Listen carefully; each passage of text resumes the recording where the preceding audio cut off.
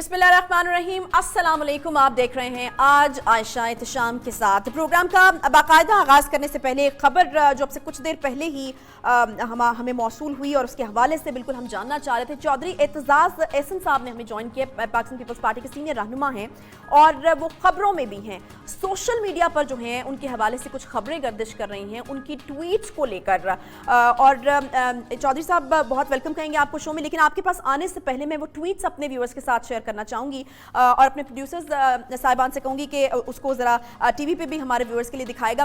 पहली एक ट्वीट आती है और वो कुछ इस तरह से आती है कि मैंने हर मुश्किल वक्त में पीपल्स पार्टी का साथ दिया और हर महाज पर भरपूर दिफा किया।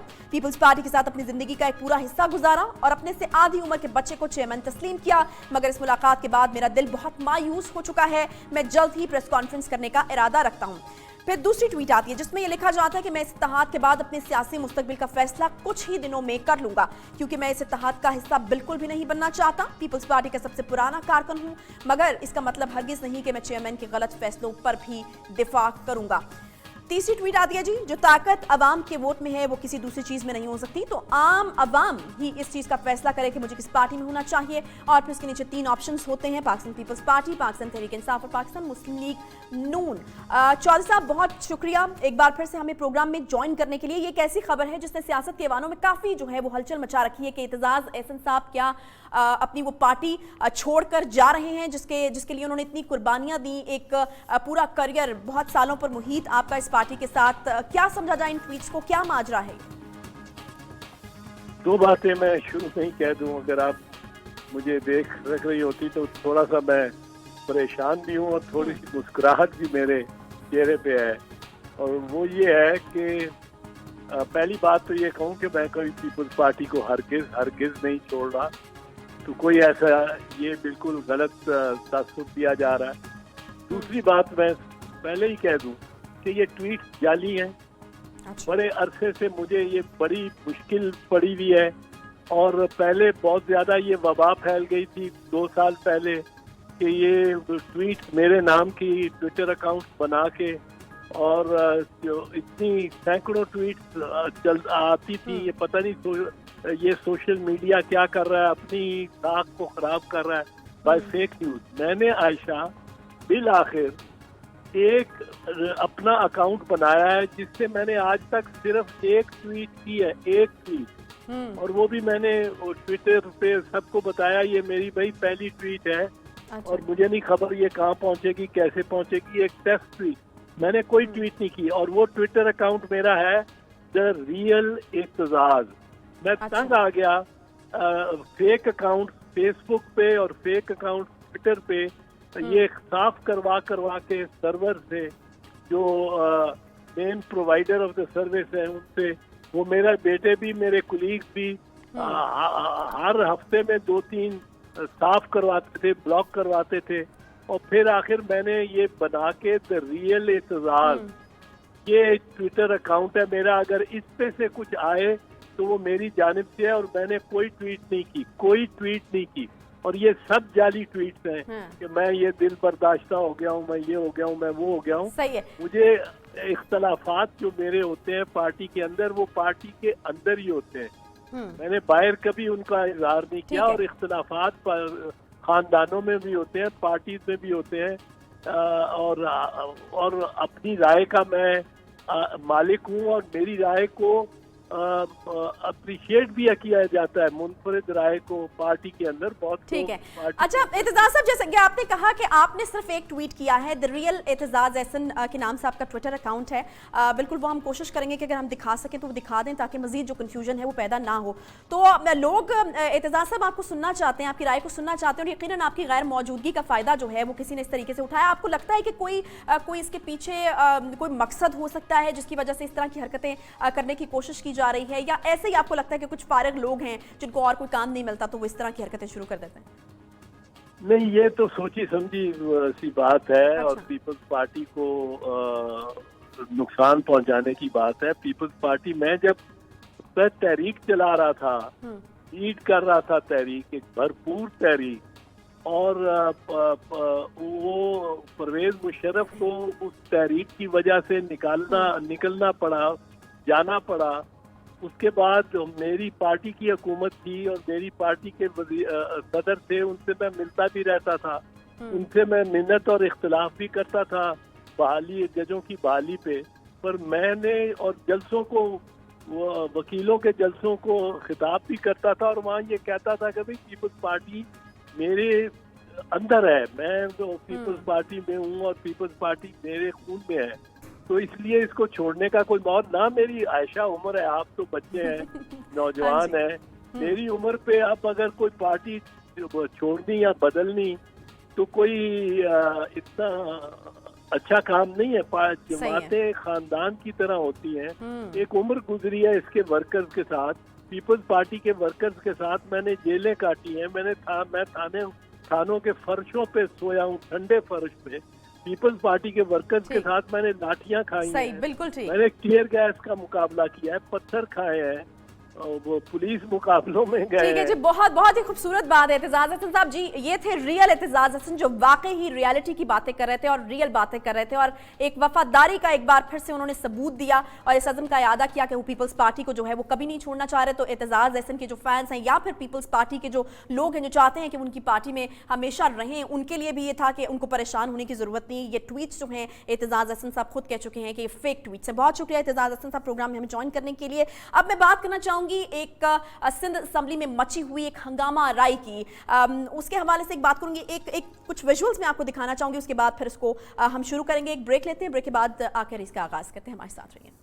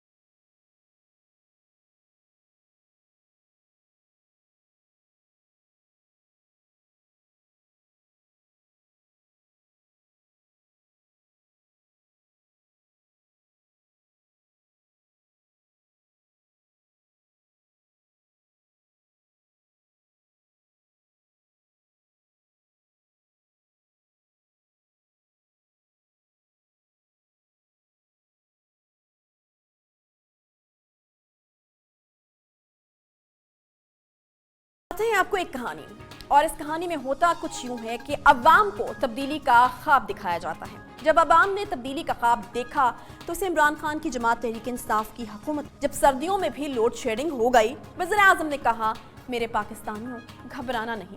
جب ڈالر نے روپے کو چت کر دیا اور روپے کی قدر میں تاریخی گراوٹ آئی تو وزیر اعظم نے کہا گھبرانا نہیں. اب حکومت کو 7 مہینے ہو چکے ہیں اور دی اکانومسٹ کی رپورٹ نے بھی وہی بات کہی ہے جو وزیر اعظم نے کہی تھی. دی اکانومسٹ کی رپورٹ بھی یہی کہہ رہی ہے میرے پاکستانیوں گھبرانا نہیں. بس اتنا ہی تو ہوا ہے کہ مہنگائی کے تمام ریکارڈ ٹوٹ چکے ہیں. کھانے پینے کی اشیاء میں 4.5% اضافہ ہوا ہے. گیس اور بجلی، پانی اور رہائش کی قیمتیں 11.6% تک بڑھ چکی ہیں. دی اکانومسٹ کی رپورٹ بھی یہی کہہ رہی ہے کہ پاکستانیوں گھبرانا نہیں، اور یہ رپورٹ حوصلہ دے رہی ہے کہ ابھی تو مہنگائی کی شروعات ہیں، آگے دیکھیے ہوتا ہے کیا، کیونکہ روپے کی قدر میں گراوٹ کا اثر اکانومی پر بعد تک جاری رہے گا. اب جو تبدیلی کا خواب عوام کو دکھایا گیا اور عوام نے اپنی آنکھوں میں وہ خواب سجایا، سچ ہی تو کہا تھا. وہ تبدیلی تو آئی، میں یہ کہوں گی کہ وہ وعدہ تو پورا ہوا ہے. اب بھلا وعدہ مثبت تبدیلی کا تھوڑی نہ ہوا تھا. تو میرے پاکستانیوں تبدیلی کو برداشت کریں، صبر سے اور حوصلے سے، اور گھبرانا بالکل نہیں. اب یہ اکانومی کا بحران عوام کو مزید کتنا پریشان کر سکتا ہے اور مہنگائی کی حقیقی وجوہات کیا ہیں، یہ جاننے کے لیے ہمارے ساتھ موجود ہیں हमारे मेहमान मोहम्मद जुबैर साहब मुस्लिम लीग नून से उनका ताल्लुक है और उनको लेने का ऑब्वियसली मकसद ये है क्योंकि वज़ीर-ए-आज़म साहब और पीटीआई की हुकूमत बहुत हद तक इस नाकामी का जो मलबा है वो मुस्लिम लीग नून पर डालते हैं। मोहम्मद जुबैर साहब, सबसे पहले बहुत वेलकम कहेंगे आपको शो में, और पहला सवाल बिल्कुल मैं आपसे यही करना चाहूँगी कि अब अगर ये तमाम चीज़ें जो मैंने बयान की हैं और जो दी इकोनॉमिस्ट की रिपोर्ट कह रही है, अगर उनकी बात हुकूमत से की जाएगी तो एक तो वो ये कहेंगे कि घबराना नहीं, और दूसरी बात वो ये कहेंगे कि हमारा तो कोई कसूर ही नहीं है, वो जो पिछले गए थे वो इतनी सारी चीज़ें हमारे लिए ख़राब कर गए हैं, मुल्क कर्जों में डुबो कर चले गए हैं कि अब हम क्या कर सकते हैं? मेरा ख्याल है ये पहली हुकूमत है दुनिया की हिस्ट्री में, पाकिस्तान की हिस्ट्री में नहीं, दुनिया की हिस्ट्री में, जो 7-8 महीने के बाद भी यही बात कर रही है। तो पहले तो मैं इनसे पूछना चाहता हूँ पीटीआई से कि वो कट ऑफ डेट बताते हैं जब आप रिस्पॉन्सिबिलिटी ओन करना शुरू करेंगे for what is happening in Pakistan. कोई तो वक्त आना चाहिए ना। ये तो नहीं हो सकता कि आप यही चीज आप 2 साल के बाद भी कह सकते हैं और 3 साल के बाद भी कह सकते हैं और 5 साल के बाद भी कह सकते हैं। तो पहले जब इमरान खान साहब हमारे पर इल्जाम लगाते थे किसी चीज का भी, कर्जों का मिसाल के तौर पर, तो वो कभी भी वजूहात की नहीं बात करते थे। वो कहते थे इनके जमाने में कर्जा इतना बढ़ गया है बस, और ये पाकिस्तान की तारीख में सबसे तेज जितने कर्जा बढ़ा है। इसी तरह से वो कहते थे सर्कुलर डेट इतना बढ़ गया। कभी भी रीजंस पर नहीं जाते थे किसी चीज के भी। महंगाई हो गई है तो उसके रीजन पर नहीं जाते थे, और जो भी चीज होती थी उसका। तो पहली बात तो ये है कि हर हुकूमत को जब वक्त आता है संभालने का तो उनको प्लेट में रख के कोई चीज नहीं मिलती है। देयर आर चैलेंजेस, अच्छी चीजें भी होती हैं और थोड़ी से चैलेंजेस भी होते हैं, और इस दफा भी मुख्तलिफ नहीं था। बट 2013 के मुकाबले में 2018 का पाकिस्तान बिल्कुल मुख्तलिफ था। एक तो सिक्योरिटी के हवाले से पूरे पाकिस्तान में बम नहीं गिर रहे थे, पाकिस्तान में अमन था। वो जिसने भी लाया वो अलग बहस है, बट पाकिस्तान में कराची में खुसूसी तौर पर एक बदला हुआ कराची, पीसफुल कराची मिला इनको, जिसमें आप वहां से शुरू कर सकते थे। हमें तो पहले बम बंद करवाने थे, हमें तो पहले अमन लाना था। फिर दूसरी बात ये थी कि हमें बिजली लानी थी, जो दूसरा बड़ा हिंड्रेंस है। अच्छा जुबैर साहब, अगर इस तरह के चैलेंजेस नहीं थे, जिस तरह के मुस्लिम लीग नून यानी आपके दौर में दहशतगर्दी का एक चैलेंज आपके सामने सर उठाकर खड़ा था, फिर पीपल्स पार्टी के दौर में ग्लोबल रिसेशन चल रहा था, तो अगर इस तरह के चैलेंजेस नहीं थे तो फिर आखिर वजूहात क्या थी? क्या आपको लगता है टीम केपेबल नहीं है काम करने के, उनको नहीं पता किस तरह से काम करना है?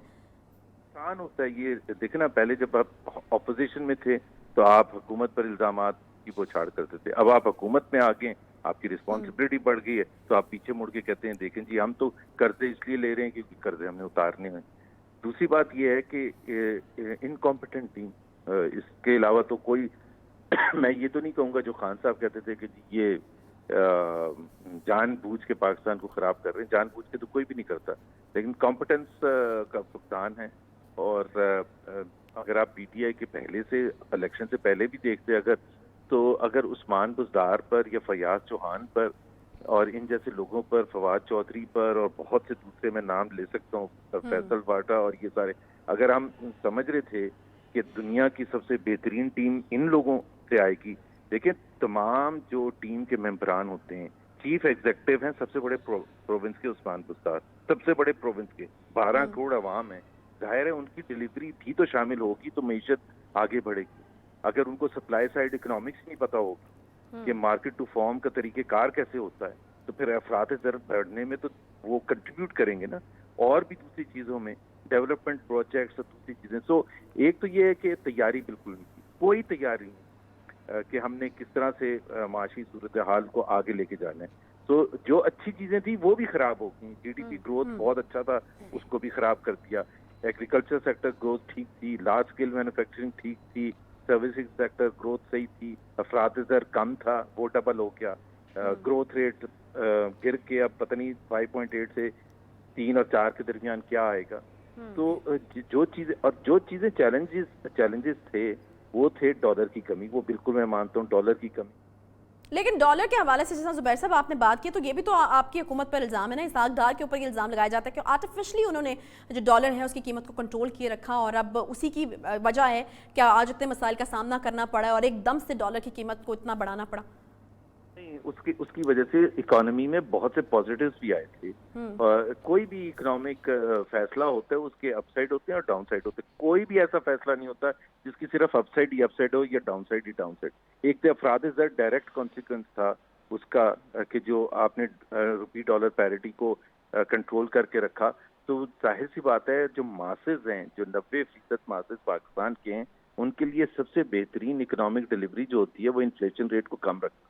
ڈسکاؤنٹ ریٹ جو سینٹرل بینک کا ریٹ ہوتا ہے, پالیسی ریٹ جو ڈیفائن کرتا ہے کہ جی یہ اچھا ہے یا مطلب اس وقت کنٹرول کتنا ہے, وہ 40 ایئرز کے لوسٹ تھا. اور سب سے بڑی بات میں یہ کہتا ہوں, آپ پی ایم ایل این کو بھی چھوڑ دیں, آپ پی ٹی آئی کو بھی چھوڑ دیں, جو دنیا کے بہترین ریٹنگ ایجنسیز ہیں, موڈیز ہے, اسٹینڈرڈ اینڈ پورز ہے, آپ ان کی ریٹنگز دیکھ لیں, کنسسٹنٹلی امپروو ہو رہی تھی پی ایم ایل این کے زمانے میں, اور پی ٹی آئی جب سے آئی یہ خراب ہوتی چلی جا رہی ہے.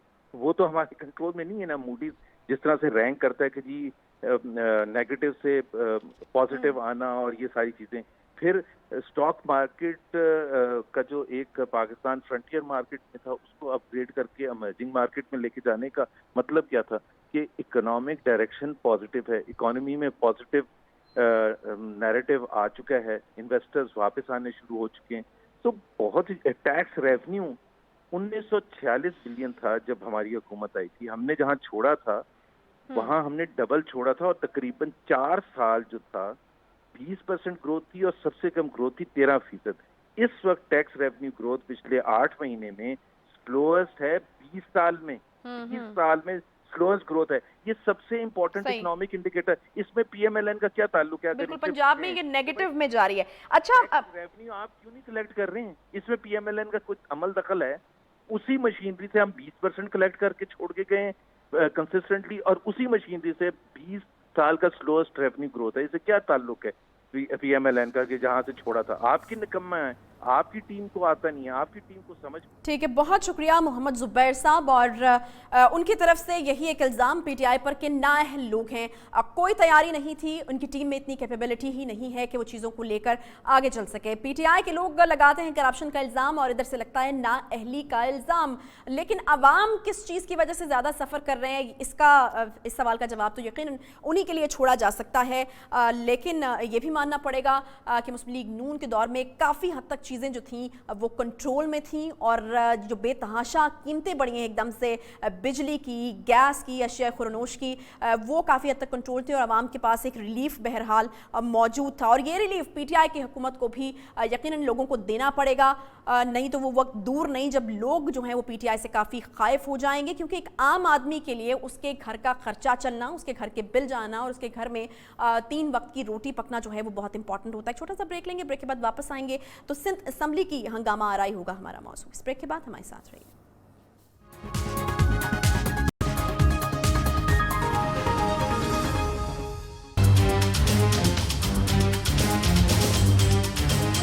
اس میڈیا کے سامنے ہم یہ اعلان کر رہے ہیں کہ ہم احتجاجاً اگلے 2 دن تک اجلاس میں شریک نہیں ہیں. انہوں نے خود مقدمہ قائم کیا, خود ہی فیصلہ کر لیا. آپ احتجاج کر سکتے ہیں, غنڈہ گردی کوئی نہیں کر سکتا یہاں پر.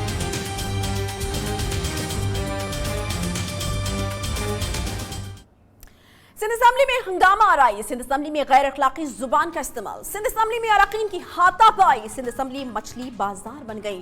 یہ ہیں وہ خبریں جو آئے روز ہمیں سندھ اسمبلی کے بارے میں سننے کو ملتی ہیں, جہاں اپوزیشن اور حکومت ہی نہیں بلکہ اپوزیشن اراکین کی بھی آپس میں شدید ہنگامہ آرائی ہوتی دکھائی دے رہی ہے.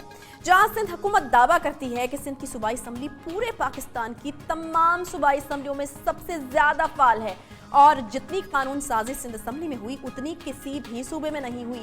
وہیں اپوزیشن کا یہ کہنا ہے کہ حکومت نے سندھ اسمبلی کو اپنی اوتاق بنا رکھا ہے اور عوام کے مسائل پر کوئی توجہ ہی نہیں دی جا رہی. ایوان کو پاپا, پھپھو اور پپو کی جائیداد نہیں بننے دیں گے. وہیں حکومت سندھ کا یہ دعویٰ ہے کہ اپوزیشن فضول باتوں پر سیاست کر رہی ہے. जबकि अपोजिशन ये कहती है कि हुकूमत अगर काम नहीं करेगी तो हमारे पास एहतजाज रिकॉर्ड कराने का हक है। 4 रोज कबल ऐवान में शदीद हंगामा आराई देखी गई, जब अरकान की तल्ख कलामी इस हद तक बढ़ गई कि अपोजिशन और हुकूमती अरकान के दरमियान नौबत हाथापाई तक आ गई, जिस पर डिप्टी स्पीकर ने अपोजिशन अरकान को तंबीह की कि वो ऐवान में बैठने का सलीका सीखें और जिद को छोड़कर कार्रवाई में लें हिस्सा। आज सिंध हुकूमत के रवैये से नाला अपोजिशन जमातों ने असम्बली की इमारत के बाहर एहतजाजी इजलास किया, जिसमें हिज़्ब इख्तिलाफ की जमातों ने शिरकत की और सिंध हुकूमत पर शदीद तनकीद भी की गई। अपोजिशन ने ऐलान किया कि वो आइंदा 2 रोज तक असम्बली की किसी भी कार्रवाई का बॉयकॉट करते हैं। अब इस बॉयकॉट से क्या अवाम के टैक्स के पैसों को जाया होने से बचाया जा सकेगा? इसी पर बात करने के लिए हमारे साथ मौजूद हैं अपोजिशन लीडर सिंध असम्बली फिरदौस शमीम नकवी साहब। फिरदौस साहब, आपका मौक़िफ़ बिल्कुल ही उलट है, जबकि सिंध हुकूमत का कहना है कि सबसे ज़्यादा इजलास इधर हो रहे हैं, पाकिस्तान की कोई असम्बली इतना काम नहीं करे जितनी सिंध असम्बली कर रही है, सबसे ज़्यादा फाल हम हैं, सबसे ज़्यादा कानून साजी हमारे यहाँ हुई। आप ये कह रहे हैं कि इधर काम ही नहीं हो रहा।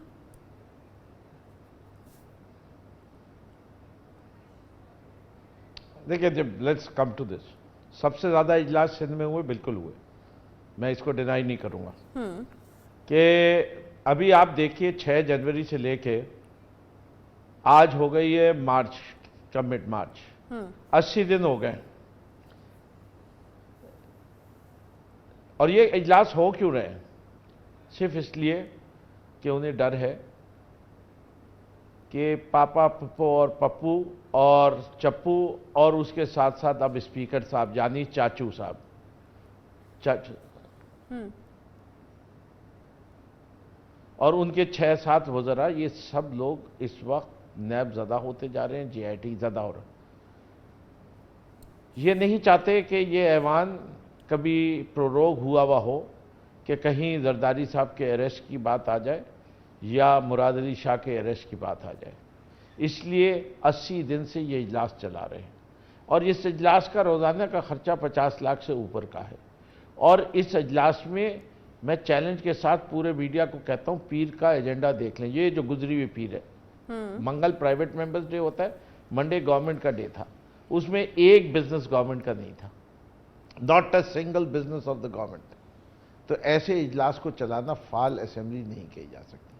दूसरी, इस असेंबली का रिकॉर्ड, ये भी मैं ऑन रिकॉर्ड कह रहा हूँ, 190 से ज़्यादा 194 से ज़्यादा बिल पास हुए हैं इस असेंबली में पिछली दफ़ा और अब तक। और उसके रूल्स ऑफ बिजनेस सिर्फ 7 के बने, बाकी के रूल्स ऑफ बिजनेस, यानी लॉ तो बन गई लेकिन लॉ इंप्लीमेंट नहीं हुई। ऐसी लॉस का क्या अगर इस तरह की बात है फिरदौस शमीम नकवी साहब, जैसे कि आप बयान कर रहे हैं, तो फिर सारी ऑपोजिशन आपके साथ क्यों नहीं है? MMA हम देख रहे हैं आपके साथ नहीं है, तहरीके लब्बैक आपके साथ नहीं है। ऊपर जो कॉल अटेंशन नोटिस हैं, जो वादे किए गए हैं, किसी एक पे अमल नहीं हुआ। और आगे चलिए, कराची के, सिंध के दूसरे जगहों के जो मंसूबे हैं, यानी आप देखिए साफ पानी के मंसूबे, सीवरेज के मंसूबे, मास ट्रांजिट के मंसूबे। नकवी साहब, आपको आवाज आ रही है मेरी?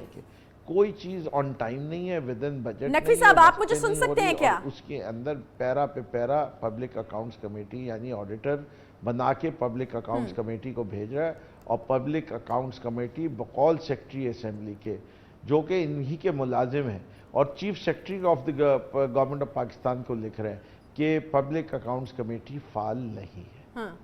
ऐसी सूरत हाल के अंदर जमहूरियत का तकाजा ये है कि जमहूरियत उस वक्त तक मुकम्मल नहीं होती। जी ठीक है। फिरदौस साहब, आपको आवाज आ रही है मेरी? जी ठीक है। मैं यही पूछना चाह रही हूँ कि ये जिस तरह की आपने बयान फरमाया कि ये तमाम चीज़ें जो है वहाँ पर गलत हो रही हैं, कोई एक चीज़ नहीं है जिसमें कोई एजेंडे पर कोई चीज़ हो इस तरह की कि जिस पर बात की जा सके, और तमाम इनके मुफादात की बातें, तो फिर अपोजिशन आपके साथ क्यों नहीं खड़ी? MMA आपके साथ नहीं है, जमात इस्लामी से जिनका ताल्लुक है, तहरीके लब्बैक आपके साथ नहीं है, तो इस तरह से क्यों है? अपोजिशन के बीच में ही इस चीज़ के ऊपर दरार है, ये क्यों?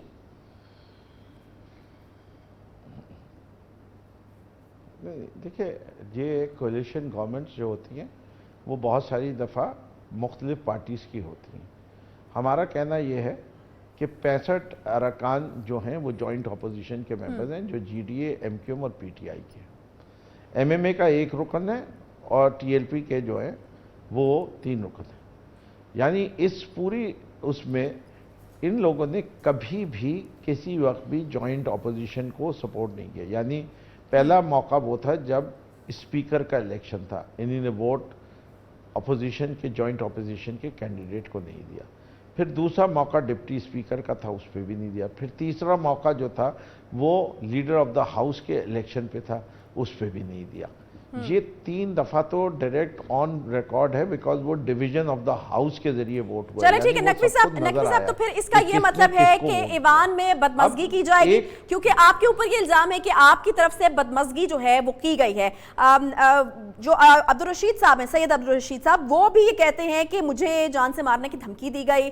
ऑब्वियसली उनके ऊपर हमला भी हमने देखा, और उसके बाद फिर वो कहते हैं कि वो कानूनी चाराजोई करेंगे, कानूनी कार्रवाई करेंगे। इसके बाद फिर आप इस तरह की बातें भी करते हैं। अब ये बताइएगा कि पप्पू कौन है? पप्पू, फुफ्फो, पापा, इस तरह की चीज़ें भी जो हैं वो होती हैं। तो इस तरह की बदमज़गी का इल्ज़ाम है आप पर, इसकी सफाई में कुछ कहना चाहेंगे?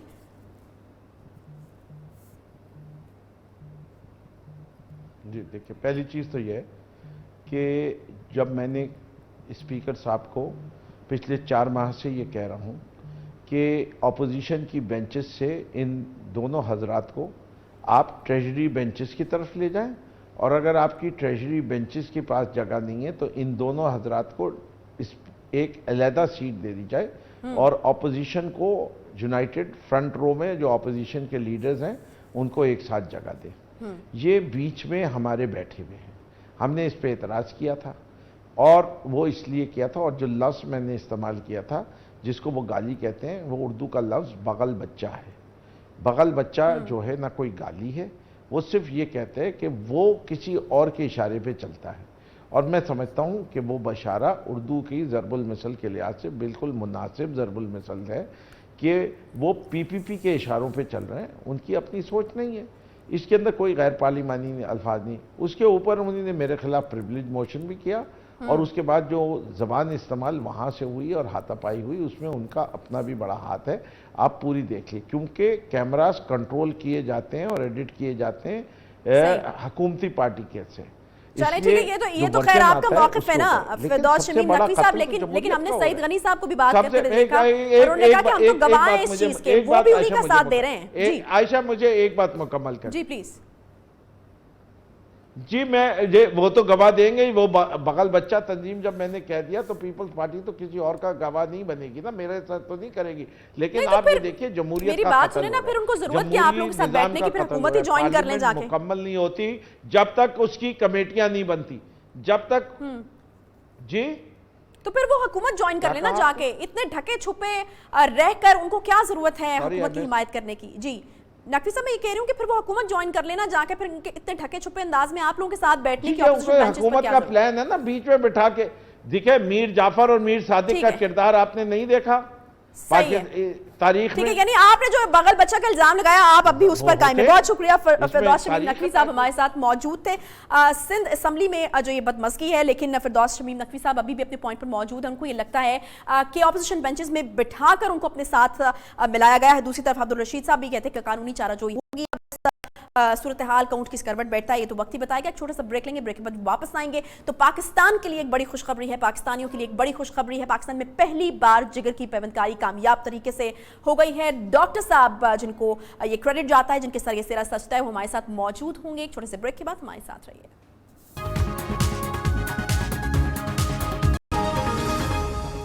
24 मार्च 2018 को साबिक चीफ जस्टिस साकिब निसार ने पीकेएलआई के डॉक्टर्स को सरकारी अस्पतालों के डॉक्टर्स से ज़ायद तनख्वाहें देने के मामले पर सो मोटो लिया, जिसके बाद पीकेएलआई का मामला शह सुर्खियों में रहा। गुज़श्ता हफ्ते सुप्रीम कोर्ट के 3 रुकनी बेंच ने पीकेएलआई से मुताल्लिक साबिक चीफ जस्टिस साकिब निसार के फैसले को वापस लेते हुए डॉक्टर सईद को Pakistan kidney and liver institute के सदर के ओहदे पर बहाल कर दिया है, और इन पर बैरून मुल्क जाने से मुताल्लिक लगाई जाने वाली पाबंदी भी हटा ली गई है। और फिर इसके बाद पीकेएलआई से पाकिस्तान के लिए आई एक बड़ी खुशखबरी, जहां जिगर की पहली बार पेवंदकारी की गई, और ये केपीएलआई के आला तालीम याफ्ता माहिरीन सर्जन्स और फिजिशियन की ही टीम है जिसने एक कामयाबी से पाकिस्तान ही में ये सर्जरी की। इस कारनामे पर, इस तारीखी मौके पर हर पाकिस्तानी अस्पताल की इंतजामिया और तमाम टीम को मुबारकबाद पेश कर रहा है। बिलाशुबा ये एक बड़ा तारीखी मौका है। इसी पर बात करने के लिए खुद डॉक्टर साहब, डॉक्टर सईद अख्तर साहब, प्रेसिडेंट PKLI हमारे साथ मौजूद हैं। बहुत शुक्रिया डॉक्टर साहब। सबसे पहले बहुत बहुत मुबारकबाद। पाकिस्तान की मेडिकल हिस्ट्री में इस दिन को यकीनन बरसों याद रखा जाएगा। एक बहुत बड़ा कारनामा, पाकिस्तानियों के लिए एक बहुत बड़ी खिदमत। क्या महसूस कर रहे हैं इस वक्त आप? एक सेंस ऑफ अचीवमेंट यकीनन होगा। कैसा रहा ये सफ़र और कैसा अस्पताल आप फ्यूचर में इसको देखते हैं? कैसा अस्पताल बनाना चाहते हैं इसको? पहले तो बहुत बहुत शुक्रिया। और ये मैं तस्दीक करता चलूँ कि ये पहला लिवर ट्रांसप्लांट पाकिस्तान में नहीं हुआ है, लेकिन PKLI में ये पहला लिवर ट्रांसप्लांट हुआ है। और PKLI का जो मकसद है वो सिर्फ लिवर ट्रांसप्लांट करना नहीं है। लिवर ट्रांसप्लांट एक छोटा सा फैक्शन है हमारे ओवरऑल प्लान का। तो यहाँ पर मैं बताता चलूँ कि PKLI किसी अस्पताल का नाम नहीं है। PKLI एक ऐसे इंस्टीट्यूशन का नाम है जिसमें आला तरीन क्वालिटी की सर्जरीज़, मेडिकल ट्रीटमेंट्स की जाएंगी। PKLI में प्रिवेंटिव सर्विसेज दी जाएंगी। PKLI में रिसर्च की जाएगी। और सबसे बड़ी बात यह है कि PKLI में जो एजुकेशन का एक ऐसा निज़ाम तरतीब दिया जाएगा जो हाईएस्ट वेस्टर्न स्टैंडर्ड से मैच करता हो। और हमें पढ़ाने के लिए, हमारे बच्चों को पढ़ाने के लिए वेस्ट से जो लोग आएंगे फुल टाइम और पार्ट टाइम, तो नतीजा ये होगा कि और डेटा कलेक्शन वहाँ पे होगा, जिसके नतीजे में रिसर्च और फिर बेसिक साइंस की रिसर्च की जाएगी। तो नतीजे में एक ऐसा अदारा तश्कील पाएगा जो कि 1-2 साल में तो नहीं, शायद 10 सालों में, 20 सालों में, 100 सालों में ये एक हार्वर्ड ऑफ पाकिस्तान बनेगा। और जिसके नतीजे में हम अपनी ह्यूमन रिसोर्स में ख़ुद कफ़ील हो जाएंगे। हम जो और चीज़ें बनाने हैं, डिफरेंट इन्वेंशंस करनी हैं, उनमें ख़ुद कफ़ील होंगे। तो ये एक विज़न है, एक मिशन है, एक पैशन है कि पाकिस्तान में लिवर ट्रांसप्लांट में स्पेसिफ़िकली इसलिए बड़ी ज़रूरत है कि पाकिस्तान में बहुत थोड़े सेंटर्स हैं जहाँ पे लिवर ट्रांसप्लांट होता है। प्रैक्टिकली एक ही अभी तक बड़ा इस्टेब्लिश सेंटर है, शिफा इंटरनेशनल हॉस्पिटल, जहाँ पे लिवर ट्रांसप्लांट हो रहा है। लेकिन उसके अलावा बहुत छोटे छोटे स्केल्स पे कुछ एक्टिविटीज़ चल रही हैं। लेकिन हमारे पास इंशाल्लाह PKLI में बहुत हाई वॉल्यूम लिवर ट्रांसप्लांट्स होंगे। और उसकी सिग्निफिकेंस ये है कि पाकिस्तान में इस वक्त एक एपिडेमिक ऑफ हेपेटाइटिस B और C चल रहा है, जिसके नतीजे में ऑलमोस्ट 2 करोड़ लोग, 10% ऑफ द पॉपुलेशन, जो अभी लेटेस्ट सर्वे अभी हमने जो कराया है पंजाब में, वो बड़ा अलार्मिंग डेटा है उसका। अच्छा डॉक्टर साहब, ये लिवर ट्रांसप्लांट के हवाले से अगर बात की जाए तो काफ़ी महंगा इलाज तस्वुर किया जाता है। अगर आप फॉरेन कंट्रीज से बाहर जाकर कराते हैं, या बहुत सारे लोग इंडिया जाकर ये इलाज पहले कराया करते थे, तो बहुत महंगा तस्वुर होता है। तो मुझे ये बताएगा कि अब अगर एक आम आदमी जो कि इस वक्त ऑब्वियसली टेलीविजन स्क्रीन पर मौजूद है, देख रहा है हमारे प्रोग्राम को, तो अगर खुदा न खास्ता उसको कल को ज़रूरत पड़ती है तो वो कौन सा प्रोसीजर होगा जो वो फॉलो करेगा? और मुझे ये बताएगा कि कॉस्ट में कितना डिफरेंस आ जाता है अगर आप बाहर जाके इलाज कराते हैं और अब जबकि सहूलत यहाँ पर मौजूद है, और ख़ासतौर पर अगर PKLI की बात की जाए, वहां से करवाया जाए, तो कितना डिफरेंस है? जी, तो देखिए, पहले तो हम ये बात कर लेते हैं कि जब आप इंडिया या चाइना जाके इलाज कराते हैं तो वो एक बहुत कम्बरसम चीज़ हो जाती है मरीज़ के और उसकी फैमिली के लिए। यानी एक तो कॉस्ट के फैक्टर पे मैं आता हूँ, लेकिन ये सिर्फ ये फैक्ट कि बंदे को बाहर जाना पड़ता है, वहाँ पे वो डोनर के साथ कोई मसला हो गया, फिर वो डोनर वापस आएगा, फिर दूसरा डोनर जाएगा, तो ये बहुत मेजर मसला है। और कोई रीज़न नहीं है कि पाकिस्तान में हम खुद कफ़ील ना हों इन चीज़ों में। फिर इंडिया लोग जाते हैं, वहाँ वीज़े के बहुत बड़े इशूज़ हैं, फिर लोगों को बड़ा जलील किया जाता है। तो पाकिस्तान एक गैरतमंद कौम है और हमें उसको अपने तौर पे वो करना पड़ेगा। इंडिया और चाइना में जब सारे ख़र्चे मिला लेते हैं तो ऑलमोस्ट वो 70-80 लाख रुपए का ख़र्चा बन जाता है। पाकिस्तान में जो कॉस्ट है वो तकरीबन 50 से 55 लाख रुपए की है। PKLI में भी ऑलमोस्ट 45 से 50 लाख की कॉस्ट आएगी। लेकिन जो PKLI की जो ब्यूटी है वो ये है कि हम बेसिकली PKLI जो बनाया जा रहा है वो गरीबों के लिए बनाया जा रहा है। सही। तो जो आदमी फ़र्ज़ किया वो अफोर्ड नहीं कर सकता, तो हमारा एक स्क्रीनिंग मैकेनिज़्म है। तो किसी से हम एक पैसा भी नहीं लेंगे और किसी से फुल कॉस्ट लेंगे, और किसी से हो सकता है 10% ले लें, किसी से 20% ले लें, किसी से 30% ले लें। तो चूँकि इसको हमें सेल्फ सस्टेनेबल भी बनाना है तो हमने वो क्रॉस सब्सिडी मॉडल रखा है कि जिसमें अमीर आदमी को पे करना चाहिए, ये उसका अखलाकी फ़र्ज़ बनता है। और गरीब आदमी जिसके पास पैसे नहीं है, हम नहीं चाहते कि कोई गरीब आदमी इसलिए मरे या उसका बाप या उसकी माँ या उसकी बहन भाई इसलिए मरे कि उसके पास पैसे नहीं। डॉक्टर साहब, हमने देखा कि ये इस चीज़ में काफ़ी मुश्किलात भी आपको पेश आई, फिर आपका नाम ECL पे डाला गया, तो कोई मोराल तो नहीं डाउन हुआ इस तमाम सूरत हाल का सामना करते हुए? आपको ये भी एलिगेशन था आपके ऊपर कि बहुत ज़्यादा तनख्वाह जो है वो आप ले रहे हैं, हालांकि आप अमेरिका में काम कर रहे थे और वो छोड़कर आप यहाँ पर आए हैं, तो क्या मुताबिकत रखती है वहाँ से जो तनख्वाह आप यहाँ पर ले रहे हैं जिसका एलिगेशन आप पर था?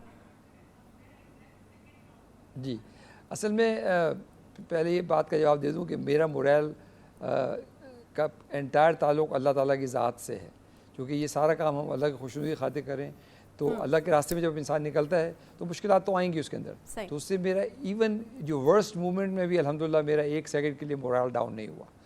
दूसरी बात आ गई तनख्वाह की, तो ये थोड़ा सा क्लैरिटी देता जाऊँ कि मेरा role as a CEO chief executive officer of PKLI है, और उसकी 15 लाख रुपए तनख्वाह महीने की मेरी तय हुई थी, और वो इसलिए हुई थी कि हमने देखा कि हमारे से जो कंपेरेबल अदारे हैं उनमें क्या तनख्वाहें हैं, तो जैसे शौकत खानम का देखा, आगा खान का देखा, शिफा का देखा, तो ये उससे बहुत कम तनख्वाह रखी गई थी। लेकिन इसमें जो अहम बात है कि लास्ट 4 सालों में मैंने 1 पैसा भी इस 15 लाख रुपए में से पर मंथ के हिसाब से 1 पैसा भी नहीं लिया, क्योंकि ये मेरा अल्लाह ताला के आगे कंट्रीब्यूशन है। ठीक है, बहुत शुक्रिया, बहुत शुक्रिया। हमारे साथ मौजूद है डॉक्टर सईद अख्तर साहब, बहुत शुक्रिया डॉक्टर साहब। दिल था यकीनन आपसे कुछ और बातें करते, लेकिन वक्त यहाँ पर ख़त्म हो चुका है। पाकिस्तान में ये सहूलत मौजूद है, पाकिस्तानियों के लिए एक बड़ी खुशखबरी है, और साथ ये कि PKLI जो है वो इसको स्क्रीनिंग करके गरीबों के लिए भी अफोर्डेबल बनाएगा। इसके साथ ही प्रोग्राम का वक्त यहाँ पर ख़त्म होता है। आपसे इंशाल्लाह कल मुलाकात होगी, अपना ख्याल रखिए। अल्लाह हाफ़िज़।